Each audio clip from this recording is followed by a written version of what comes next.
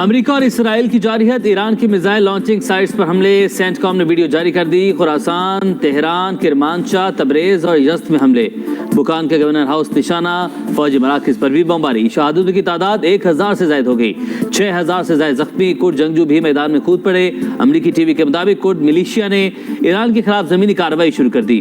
وزیر خارجہ عباس اراغچی کی کرد ملیشیا کو باز رہنے کی تنبیہ، رجیم چینج کی تو اسرائیل کی نیوکلیئر سائٹ ڈیمونا کو نشانہ بنائیں گے۔ ایرانی فوج کا اعلان، صہیونی طیاروں کی جنوبی لبنان میں بھی بمباری، خواتین بچوں سمیت 6 افراد جاں بحق۔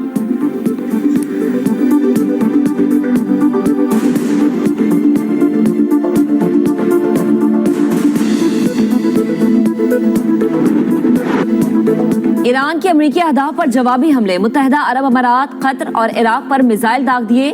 سعودی عرب پر بھی کروز میزائل اور ڈرون سوار۔ سعودی وزارت دفاع کا الخرج شہر کے قریب 3 اور الجوف ریجن میں 1 ڈرون مار گرانے کا دعویٰ۔ ایرانی حملوں میں اسرائیل کے شہر رامتگان میں بھی تباہی۔ پینٹاگون نے ہلاک مزید 2 فوجیوں کی شناخت ظاہر کر دی۔ ایرانی نیشنل سیکیورٹی کونسل کے سربراہ علی لاریجانی کا 500 امریکی فوجیوں کی ہلاکت کا دعویٰ۔ ایرانی فوج نے ترکی کی جانب میزائل فائر کرنے کی تردید کر دی۔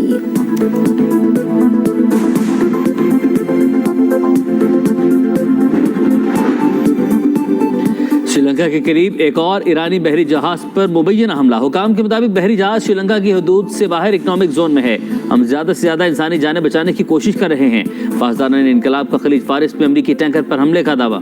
کرد علیحدگی پسندوں کے ٹھکانوں پر بھی بمباری، ہیڈ کوارٹرز اور اسلحہ ڈپو تباہ کر دیا۔ کہا جنگ کے دوران اپنا ہرمز کا کنٹرول ہمارے ہاتھ میں ہی رہے گا، کسی کو ایک بوند لے جانے نہیں دیں گے۔ ایرانی کمانڈر جنرل کا دشمن کو واضح پیغام، کہا جنگ کتنے دن جاری رہتی ہے ہمیں فرق نہیں پڑتا، دشمن کو شرمناک انجام تک پہنچا کر ہی دم لیں گے۔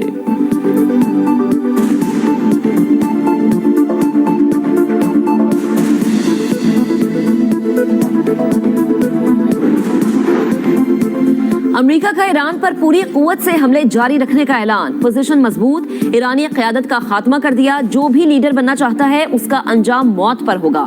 صدر ڈونلڈ ٹرمپ کی دھمکی، کہا ایرانی لانچرز اور میزائل سسٹم کا صفایا کیا جا رہا ہے، حملہ نہ کرتے تو ایران کے پاس جلد ایٹم بم ہوتا، پاگل لوگ ایٹمی ہتھیار رکھتے ہیں تو برے نتائج سامنے آتے ہیں۔ اوباما نے ایران سے بدترین ایٹمی ڈیل کی، ہم نے 47 سال سے جاری قتل عام روکا۔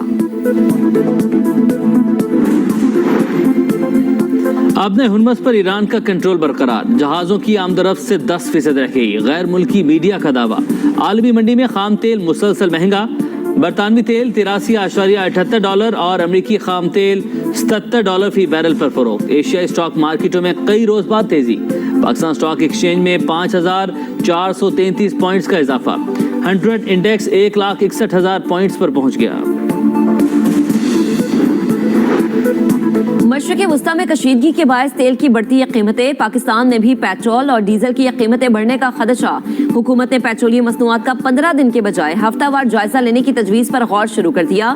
ذخیرہ اندوزی اور اسمگلنگ روکنے کے لیے سخت نگرانی کا فیصلہ، توانائی کی بچت کے لیے ورک فرام ہوم کی بھی تجویز۔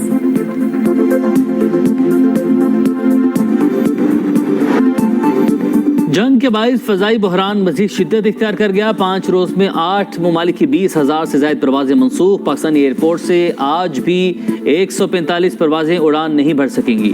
قطر ایئر ویز کا پھنسے ہوئے مسافروں کے لیے محدود پروازیں چلانے کا فیصلہ، پروازیں مسقط اور ریاض سے اڑان بھریں گی۔ ابوظہبی کے شیخ زید انٹرنیشنل ایئرپورٹ سے بھی محدود پروازوں کا اعلان، جو بھی خلیج میں پھنسا ہے اسے بحفاظت گھر پہنچائے گے۔ عمانی وزیر خارجہ کا اعلان۔